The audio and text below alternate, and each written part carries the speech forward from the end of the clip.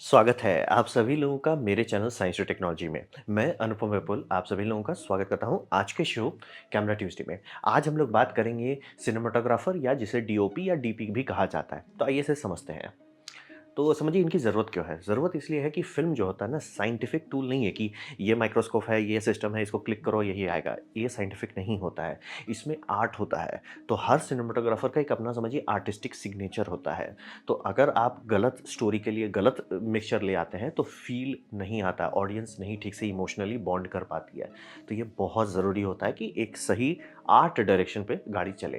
तो इसी के लिए सबऑर्डिनेटेड इसको ऑफ डायरेक्टर कहा जाता है। यानी कि डायरेक्टर जो है डायरेक्टर के पास ओवरऑल पिक्चर है, लेकिन उसे एक्जीक्यूट करने का काम सिनेमेटोग्राफर करेगा। तो डायरेक्टर मेन समझ लीजिए गाइडिंग है और उसका नीचे जो आता है सिनेमेटोग्राफर आता है। तो इसे पार्ट ऑफ फिल्म क्रू कहा जाता है, यानी कि पूरा जो क्रू बैठेगा उसमें ये लोग काम करते हैं।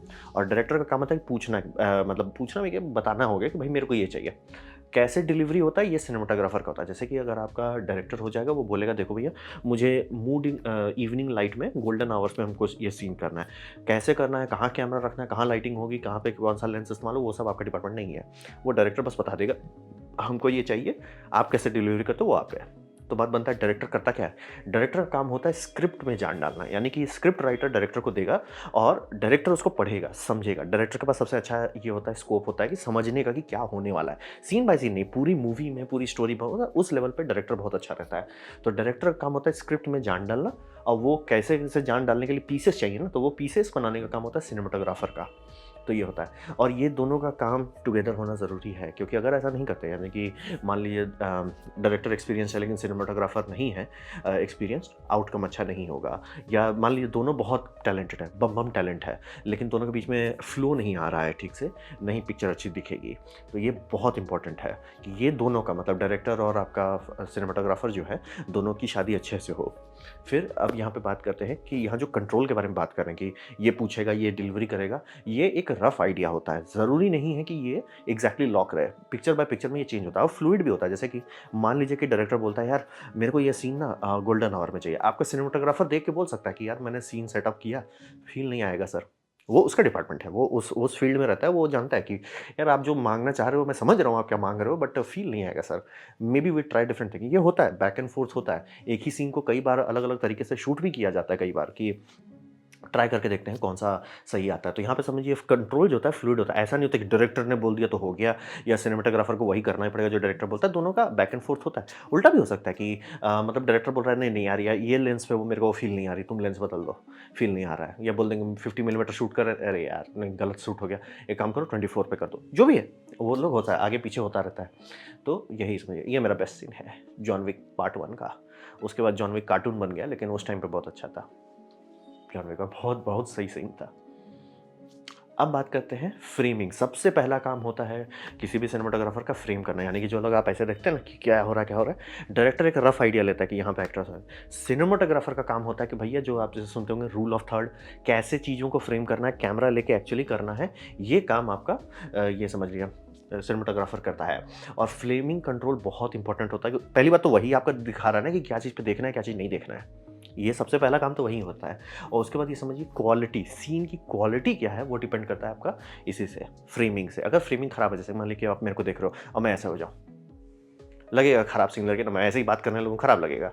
तो वही समझिए कि फ्रेमिंग से क्वालिटी कंट्रोल होती है कि कितने लाइन्स हैं, कितने एजेस हैं, कौन लाइन किधर जा रहा है, कौन किधर से किधर आ रहा है, ये सारी चीज़ सिनेमाटोग्राफर करता है। और रहा बात की इमोशन कन्वे करना, सिनेमाटोग्राफर का, जैसे कि मान लीजिए वो दिखाना चाहता है कोई बंदा स्ट्रेस्ड है, वो चेहरा पे ज़ूम इन कर देगा कि भैया चेहरा में देखो, पसीना देखो, देखो स्ट्रेस दिख रहा है। ऑब्वियसली एक्टिंग को एक्टिंग भी करनी होगी।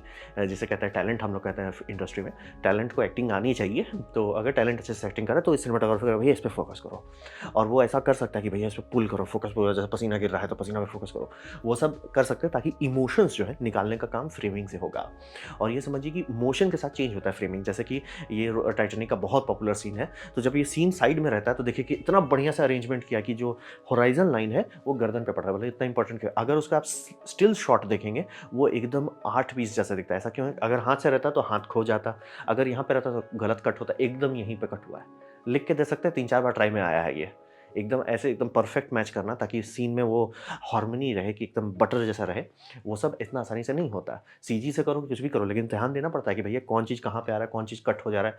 तो वही बोल रहे हैं ना कि जब इस तरह के सीन में फ्लो आने का काम फ्रेमिंग से होता है। फ्रेमिंग आप ठीक से नहीं करो, तो गोल-गोल घूमते रह जाएँगे। और एक्शन सिनेमा में कि देखिए आप मतलब हीरो एक साइड से आएँगे, मतलब राइट साइड की तरफ जाने मतलब राइट से अब कैमरा में उल्टा हो जाता है तो बताना थोड़ा मुश्किल हो जा रहा है। मतलब समझिए एक तरफ से एक्टर हमेशा जाना चाहिए, जो अच्छे एक्टर, दूसरे हमेशा दूसरे साइड से एंट्री करना चाहिए। ये आप हर पिक्चर में ध्यान दीजिए। सबकॉन्शियसली भी होता रहता है। मतलब सिनेमेटोग्राफर ये करते-करते आदत पड़ गया है। तो हमेशा देखिए कि हीरो की एंट्री एक डायरेक्शन से होती है और विलेन की एंट्री एक डायरेक्शन से होती है फ्रेम में। विलेन हमेशा फ्रेम में पीछे से आ सकता है कि अरे! मैं आ गया। और हीरो का सामने से एंट्री लाया जाता है। ये सब सटल काम होता है फ्रेमिंग का, और ये करने से आप स्टोरी इमोशनली कन्वे कर सकते हैं। और कई बार आप पिक्चर में देखिए उलट भी देते हैं, जैसे कि मान लीजिए कोई कॉम्प्लेक्स कैरेक्टर ड्रामा है, तो उसमें कैरेक्टर्स में ये होता है ना कि इस टाइम ये कैरेक्टर अच्छा था लेकिन अब बिगड़ गया। तो आराम से वही कैरेक्टर का एंट्री किया होगा फ्रंट से एकदम मैं हीरो हूँ, लेकिन फिर वही कैरेक्टर जब कुछ बुरा हो गया, जब हो गया कि नहीं भैया तो गड़बड़ हो गया, तो पीछे से उसका कैमरा आने लगेगा कि भैया ये तो अब दादाजी बन गए। तो ये सब फ्रेमिंग का काम होता है। ये पहला स्टेप होता है कि पहले आप फ्रेम तो करो कि क्या दिखाना है, किसको कहाँ रखना है, किसको ब्लॉकिंग करना है, सिर के ऊपर कितना जगह देना है। सिर को मतलब और काटना होता है तो कभी भी नीचे नहीं कटना चाहिए। आपका कैमरा में कभी फोरहेड नहीं दिखना चाहिए और ये कट जाना चाहिए, क्योंकि ये मूव नीचे का डायरेक्शन में होता है। यहाँ पे आप हमेशा देख सकते हो कैमरा आपका फोरहेड काट दे रहा है, कोई दिक्कत नहीं है। ये नहीं कटना चाहिए। मुँह कभी भी नहीं कटना चाहिए। अब बात करते हैं कंपोजिशन का कि आपने फ्रेम कर लिया, मैं ये करने वाला हूँ। कंपोजिट क्या करेंगे? मतलब कंपोजिटिंग को समझिए, एक तरह से लेयरिंग वाला सिस्टम कह लीजिए। तो यहाँ पे होता है कि लेंस क्या दिखेगा, ये अब कर रहा है। आपने फ्रेमिंग से ये मतलब है कहाँ देखना है, ठीक है? वो आपने कर लिया। लेंस क्या देखेगा? लेंस को क्या देखना है? इसका देखना है, किसको देखना है? पीछे का फ्रेम देखना है, किसको देखना है?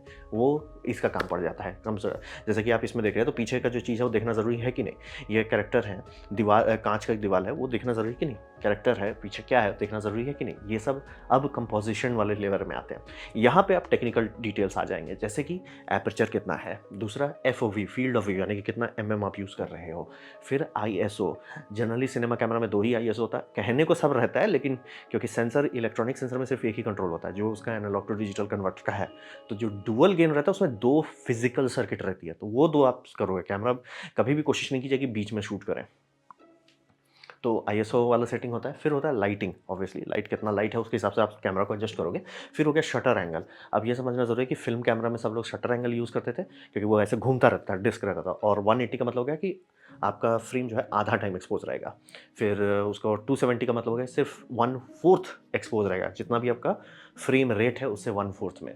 तो मैथमेटिकली ये पूरा ट्रांसलेट नहीं होता, लेकिन सिनेमा कैमरा में हमेशा आपको शटर एंगल मिलेगा, ना कि शटर स्पीड। हम लोग का जितना कैमरा होता है उसमें शटर स्पीड मिलता है, जितने भी सिनेमा कैमरा होता है तो शटर एंगल मिलता है। तो ये होता है। अब इसके बाद समझिए यहीं से आप पेंटिंग कर रहे हो कि चीज़ कैसा दिख रहा है। जैसे बोला ना कि इतना आप बैकग्राउंड ब्लर दे रहे हो, इसमें आप बैकग्राउंड ब्लर कितना दे रहे हो, इसमें नहीं दे रहे हो कि पीछे आगे पीछे वाला सारा सीन है। क्यों है? डिज़ाइन किसी ने बैठ के सोचा है कि क्या मैं दिखाना चाह रहा हूँ, उसमें कैसा कन्वे होगा, ये आप करेंगे। जैसे कि अगर आप F2 इस्तेमाल करते हो, यानी कि बहुत शैलो एपर्चर करते हो, जैसे कि जोकर में हो या वॉकिंग फिनिक्स जब इसमें हर में काम कर रहे थे, तो आप ये का 2 तरीके से कर सकते हो कि जो आप आइसोलेशन दिखाना चाहते हो, तो आइसोलेशन दोनों हो सकता है कि जैसे मान लीजिए पूरी दुनिया दुखी है, लेकिन आप खुश हो, तो आइसोलेट कर सकते हो कि एकदम इसको बैकग्राउंड ब्लर को एकदम शैलो डेप्थ ऑफ फील्ड में चले जाओ, कैरेक्टर को मुस्कुरा रहा है, बाकी सब लोग सिर झुका के नीचे लगे हुए हैं, ही इज़ एन्जॉयिंग इट। तो आप वो दिखा उल्टा भी दिखा सकते हो कि सब लोग ठीक-ठाक हैं, खुशी में हैं, लेकिन इसके साथ कुछ बुरा हो गया है, ये बैंड बज गया है, डिवोर्स दे दी है बीवी, तो उसके बाद ये मतलब आराम से आप दिखा सकते हो दुखी। एक पिक्चर का है, अच्छा पिक्चर है, आप देख सकते हैं। तो आइसोलेशन आप इस्तेमाल कर सकते हो कि मैं F2 पे चला जाता हूँ, आइसोलेटेड होगा। उल्टा भी कर सकते हैं कि आप F4 पे चले जाइए, तो एक्शन सीन पे आने के लिए अच्छा रहेगा। ऐसा क्यों चाहिए? एक्शन सीन में मूवमेंट बहुत होता है, और मूवमेंट 3 डायमेंशनल नहीं होगा अगर आप फोर्स कर देते हो एक्टर को, यानी अपने टैलेंट्स को, कि भैया तुम एक ही लाइन पे काम करो, क्योंकि उससे आगे जाओगे फोकस खत्म हो जाएगा। तो वो कर दिया जाता है। एक्शन के लिए थोड़ा-सा एपर्चर डाउन कर दिया जाता है। फिर आपका हो गया कि लाइटिंग में कितना आईएसओ है, कितना ये सब है। ये सब इसलिए कहते हैं कि अगर आप लो लाइटिंग कर रहे हैं, थोड़ा मूडी बना रहे हैं, जैसे कि ये सिनिकल लगता है कि भैया कुछ गंदा होने वाला है। ये समझ लीजिए कि थोड़ा-सा दिख रहा है कि कुछ होने वाला है। ये काफ़ी रोमांटिक है, काफ़ी चिल है। लाइटिंग से ये कंट्रोल है, ये समझिए कि आपका शटर स्पीड, मोशन ब्लर सीधा कंट्रोल होता है आपका शटर स्पीड से। तो शटर स्पीड या शटर एंगल जो कहना है, तो ये सारा चीज़ कंपोज़िशन के लेयर में आता है। आपने फ्रेम कर लिया कि भैया मैं ये दिखाना चाहता हूँ। मेरा रूल ऑफ थर्ड हो गया है, सारा चीज़ सेट हो गया है, मैंने ये करना है, ठीक है। उसके बाद कंपोज़िशन में आप आइएगा कि हाँ भैया एपर्चर कौन-सा सूट कर रहा है। ऑब्वियसली ऐसे अलग-अलग करके परत दर परत नहीं होता है, उनके दिमाग में सब पैरेलली कैलकुलेशन चलता रहता है, लेकिन लॉजिक यही है। अब बात करते हैं लाइटिंग का, जो फाइनल लेयर होता है। तो लाइटिंग डिसाइड करता है कि आप देखोगे क्या। जैसे कि बैटमैन में कहीं पे भी बहुत ज़्यादा लाइटिंग नहीं यूज़ किया है। क्यों? क्योंकि वो उसका फ़ील है, बैटमैन का वो फ़ील है। सुपरमैन वाले में सुपरमैन काफ़ी ब्राइटली लिट रहता है। ऐसा क्यों है? क्योंकि वो सीन है।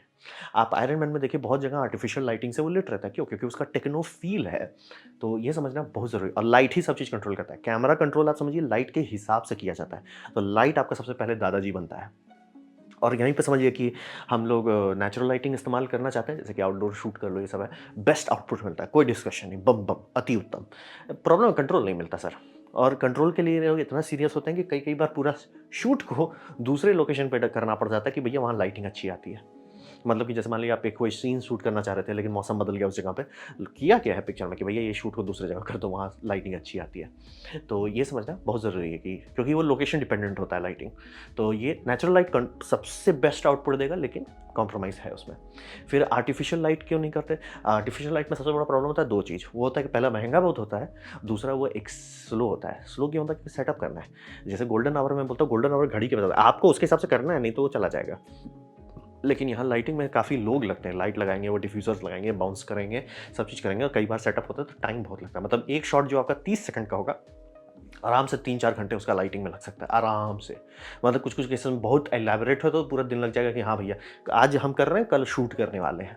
ये भी होता है, तो ये समझना बहुत ज़रूरी है। और इसी का काम होता है, मतलब सिनेमेटोग्राफर का काम होता है कि लाइटिंग क्रू को बताना है। लाइटिंग क्रू को बोलेंगे देखो भैया हमको वहाँ पे एक फिल लाइट दे दो, यहाँ पे हमको एक ठो की लाइट दे दो, यहाँ पे एक ठो थोड़ा बाउंस बैक लाइट दे दो, यहाँ पे थोड़ा-सा सॉफ्ट कर दो लाइट को। जैसे मैंने नीचे एक ठो मुंबई वाले सिनेमेटोग्राफर का है, थोड़ा मतलब एड-वुड पे काम करता है, वो बताते हैं उन लाइट क्रू को बोलते हैं भैया मेरे को यहाँ सुंदर लाइट चाहिए। लाइट क्रू सँभालता है कि अच्छा इनको इस तरह का लाइट चाहिए, हम यहाँ पे लाइट रखते हैं, उसमें 3-4 ऑप्शन रखते हैं। जैसे कि फेड बॉक्स रखेंगे, बाउंस करेंगे या को लाइट का जो करेंगे और वो दिखाएँगे सिनेमेटोग्राफर, देखो हमने ऐसा लाइट बताई, आप बताओ आपको क्या सूट कर रहा है। एक फीडबैक लूप होना चाहिए, क्योंकि ऐसा नहीं कि मैंने बोल दिया और लाइट वहाँ लगा दिया, काम खत्म। ज़रूरी नहीं है, मैं बोल रहा हूँ कि हर कोई अपने फील्ड का एक्सपर्ट है। लाइटिंग वाला भैया मैंने लाइट आप बोलने को कुछ भी बोल दो, लेकिन सर वो आएगा कि नहीं वो हमें देखना होता है ना। तो इसीलिए सब आगे पीछे का काम होता रहता है। जैसे हाई की जो हम लोग देते हैं, लाइटिंग में जनरली 2 कैटेगरी आती है, हाई की लाइटिंग होगी, लो की लाइटिंग। हाई की हो गया आपका सब चीज़ ब्राइट है, कॉन्ट्रास्ट है, मतलब कि शैडो बहुत डार्क है, ब्राइटनेस बहुत ब्राइट है। फिर लो की हो गया जिसमें सब चीज़ थोड़ा टोन डाउन जैसा लग रहा है, डायनामिक रेंज बहुत कम है, लेकिन इसका भी एक अलग फीलिंग है। आप दिखा सकते हो, ये आप पे है। जैसे कई बार हॉरर में आजकल ये किया जा रहा है कि उसमें ब्राइट में कर रहे हैं। पहले हॉरर सिर्फ डार्क में होता था, आजकल हॉरर को इसमें ब्राइट में भी करने लगे हैं। थोड़ा-सा अलग सा एलिमेंट देता है, थोड़ा हॉरर का एलिमेंट बहुत अच्छा आता है इसमें। ख़ास तौर पे अगर साइकोलॉजिकल हॉरर है, वो इस तरह के एनवायरनमेंट में बहुत बम-बम चलता है। तो लाइटिंग से भी समझिए, यही 3 मेन काम होता है, फ्रेम करो, आप उसका कंपोज़िशन करो और लाइटिंग करो। ये मेन काम आपको सिनेमेटोग्राफर के सिर पे दिया जाता है कि भैया डायरेक्टर स्क्रिप्ट पढ़ रहा है, वो हिसाब लगा रहा है, बजटिंग कर रहा है, सब चीज़ कर रहा है और वो बोला देखो भई हमको ये चाहिए। आप कैसे डिलीवरी करते हो, ये तीनों चीज़ का नॉब को आप कंट्रोल करोगे और आउटपुट दे दोगे। तो ये था मेरा प्रेजेंटेशन सिनेमेटोग्राफर के बारे में। उम्मीद करता हूँ आपको अच्छा लगा हो, कुछ सीखने मिला हो, कुछ समझ में आया हो। अगर ऐसा है लाइक कर दें, दोस्तों से शेयर कर दें, उससे मेरा काफ़ी भला होगा। नहीं अच्छा लगा, नहीं पसंद आया, कोई बात नहीं, आप डिसलाइक दबा सकते हैं। मैं कहूँगा डिसलाइक 2 बार दबाएँ, उससे मुझे पता चलेगा कितना नापसंद हुआ है। मैं आपसे कहूँगा कमेंट लिखें, मैं हर कमेंट को पढ़ने की कोशिश करता हूँ। आपसे कहूँगा सब्सक्राइब कीजिए, बेल दबाइए अगर आप फ्री हैं तो। आपने वीडियो देखा जानकर मुझे बहुत खुशी हुई। धन्यवाद।